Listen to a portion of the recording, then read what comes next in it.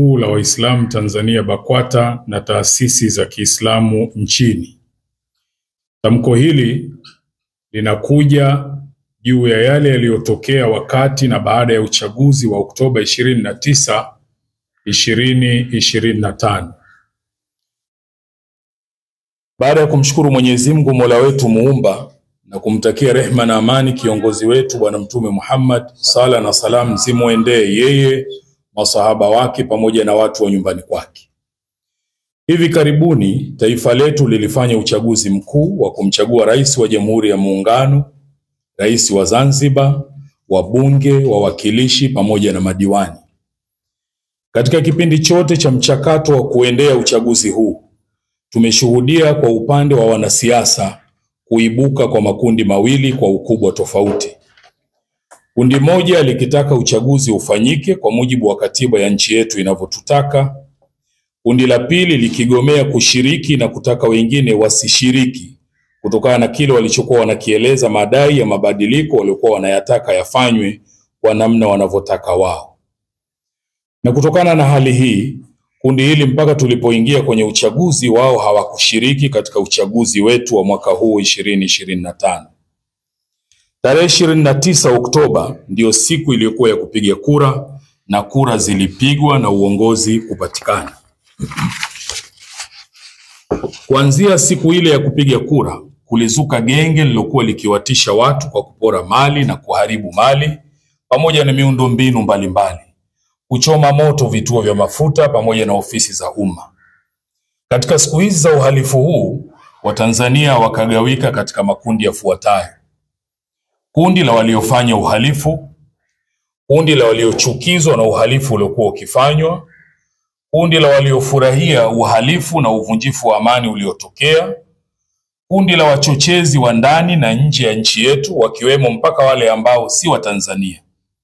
Pia kukawa na kundi la serikali na vyombo vya dola na kundi la wanasiasa kwa mitazamo tofauti.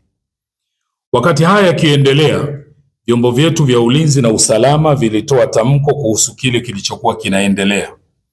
Mkuu wa majeshi nchini alitufahamisha kwa kile kilichokuwa kinaendelea ni uhalifu na watekelezaji wa uhalifu huo ni wahalifu. Na hapa na nukuu: ndugu wananchi, itakumbukwa kuwa jana tarehe 29 Oktoba 2025 nchi yetu ilikuwa na zoezi la uchaguzi mkuu. Wakati zoezi hilo likiendelea, kulitokea vitendo vya kihalifu vilivyotekelezwa na baadhi ya watu wahalifu wasiolitakia mema taifa letu katika maeneo mbalimbali ya nchi. Vitendo hivyo vilihusisha uharibifu wa miundombinu ya umma, mali za umma na za watu binafsi. Vitendo hivyo ni uhalifu usiokubalika ambao lazima ukomeshwe mara moja. Mwisho wa kunukuu. Kutokana na vitendo hivi vya kihalifu ambao vililazimu vyombo vyetu vya usalama kudhibiti hali hiyo, ndani yake kukatokea vifo vya watu wasio na hatia na wengine kupata ulemavu wa kudumu pamoja na uharibifu, wizi na upotevu wa mali. Yote haya yakisababishwa na genge lililokuwa likifanya fujo, wizi na uharibifu mkubwa wa mali na miundombinu. Sisi kwa umoja wetu tunalaani vitendo hivi vya kihalifu ambavyo udhibiti wake umepelekea vifo vya watu wasio na hatia. Sisi kwa umoja wetu tumeumia sana kwa haya yaliyotokea, hasa maisha ya watu yaliyopotea kutokana na vitendo hivi vya kihalifu. Kwani mafundisho yetu yanasema maisha ya mtu mmoja kupotea ni sawa na kupotea maisha ya watu wote. Qur'ani, Surat Al-Maida aya 32. Kama ambavyo katika aya hii pia inaeleza yeyote mwenye kuokoa maisha ya mtu mmoja ni sawa ameokoa maisha ya watu wote. Kwa msingi huu, sisi kwa umoja wetu tumesikitishwa sana na upoteaji wa maisha ya watu wa hali yoyote ile iwayo.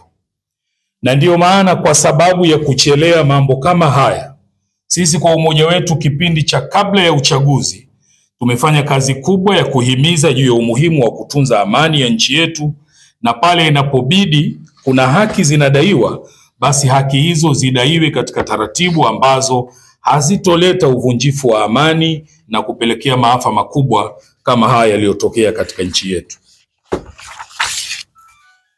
Kabla ya zoezi la uchaguzi mkuu, tulitumia muda mwingi kuwaasa waumini wetu na Watanzania kwa ujumla kuitunza na kuilinda amani ya nchi yetu, pamoja na kujiepusha na vitendo na maneno ambayo yanaweza kuwa cheche ya kupelekea uvunjifu wa amani.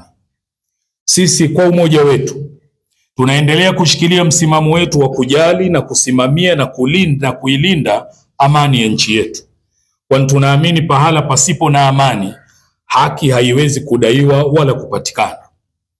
Haki ni mchakato, process, na kwa msingi huu haki ili ipatikane inahitaji wakati na pahala, time and space, na ili pahala pa kudaia haki paweze kufanya hivyo, amani inahitajika kwanza, ndipo haki iweze kupatikana. Pahala penye fujo, vurugu na watu kutishiwa mpaka kukatwa sehemu za miili yao, pahala hapo kamwe hapawezi kuwa na mazingira sahihi ya kutoa hiyo haki inayodaiwa.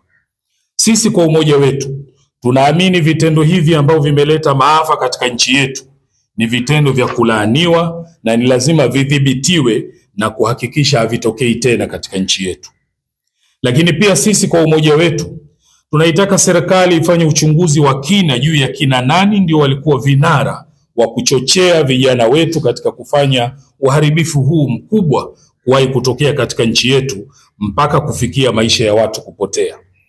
Sisi kwa umoja wetu tunaiomba serikali kuwaangalia wale wote ambao kwa namna moja ama nyingine wamekumbwa na maafa haya na wala hawakuhusika kwa namna yoyote ile, kuangalia kwa jicho la huruma pamoja na kuwafariji.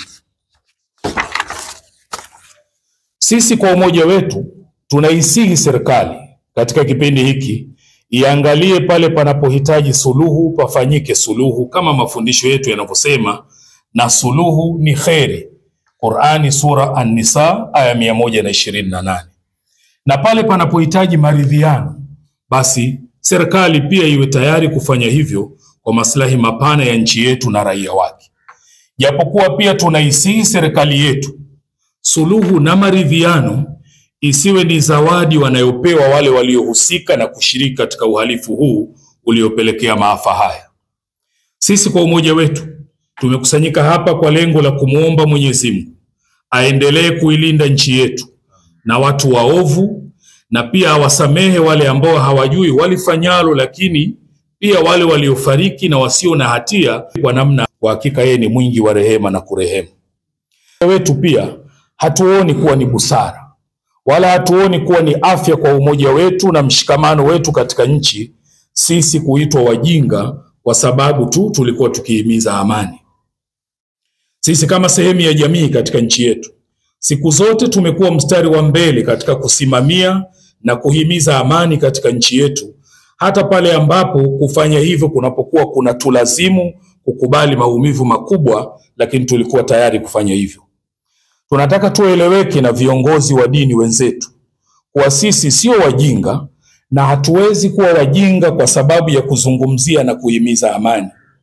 Kama ambavyo pia kiongozi wetu Mheshimiwa Mufti na Sheikh Mkuu wa Tanzania pamoja na viongozi wengine kamwe hawawezi kuwa wajinga kwa sababu ya kusimamia suala la amani katika nchi yetu, amani ambayo ikiwepo tunanufaika na kufaidika nayo sisi sote. Ifahamike pia kuwa sisi kwa umoja wetu tukiongozwa na kiongozi mkuu wetu wa kiimani hatujawahi hata mara moja kuzuia watu wasidai haki zao wala kufuatilia haki zao kwa kufuata taratibu tulizojiwekea katika nchi yetu. Sisi kwa umoja wetu tunaamini kuwa ndani ya nchi yetu kuna haki mbalimbali ambazo zinadaiwa kutoka kwa makundi mbalimbali na wakati mwingine kutoka kwa mtu mmoja mmoja. Na kwa hivyo tunawaasa wale wote wanaojiona kuwa wanazo haki wanadai kutoka serikalini au kokote kule ndani ya nchi yetu, hata mara moja kudai haki hizo isiwe sababu ya kufanya vitendo vya kihalifu na kudhuru wengine. Mafundisho ya dini yetu yanayote tuhakikishe kuwa hatumdhuru yeyote na wala sisi wenyewe tusijidhuru. Amesema Bwana Mtume sallallahu alaihi wasallam, usidhuru wala usidhurike.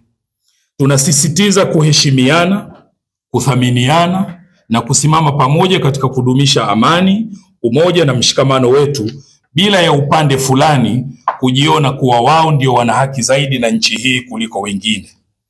Kama ambavyo sisi kwa umoja wetu tunaamini kwa dhati kuwa katika nchi yetu hakuna raia daraja la pili kwa sababu ya dini, kabila, wanakotoka au rangi yao. Sisi kwa umoja wetu tunaazimia kuendelea kuiombea dua nchi yetu dhidi ya wale wote wanaotaka amani ya nchi hii ipotee kwa maslahi yao. Na Mwenyezi Mungu atubainishie wale waovu, tuwajue na kuwatambua, na atuonyeshe haki katika sura yake ya kweli na aturuzuku kuifuata, na atuonyeshe batili katika vazi lake la uovu ili tuweze kuisitisha. Tunamuomba Mwenyezi Mungu aijalie nchi yetu idumu amani yake. Awajalie wale wote walioathirika na maafa haya na kuwaondoshia huzuni katika nyoyo zao. Ajalie wale waliopoteza maisha awape malipo yanayowastahiki huko waliko, na wale waliopata majeraha awaponye majeraha yao kwa haraka, na waliopoteza mali zao Mwenyezi Mungu awape badali. Allahumma amin. Tunatoa wito kwa Waislamu na Watanzania wote katika kudumisha amani, mshikamano na umoja wetu wa kitaifa, kwani kwa kufanya hivi kuna maslahi kwetu sote. Na mwisho kabisa tunatoa pongezi kwa Rais wa Jamhuri ya Muungano wa Tanzania, makamu wa rais, lakini pongezi pia kwa mwanasheria mkuu wa serikali, pongezi kwa spika, pongezi kwa waziri mkuu, wabunge na madiwani wote ambao hawa watatutumikia katika kipindi cha miaka 5. Tunawapongeza, tunawaombea kheri. Mwenyezi Mungu awajalie, awazidishie hekima na busara katika kuliendesha taifa letu kwenye namna nzuri anayoipenda Mwenyezi Mungu na kuiridhia.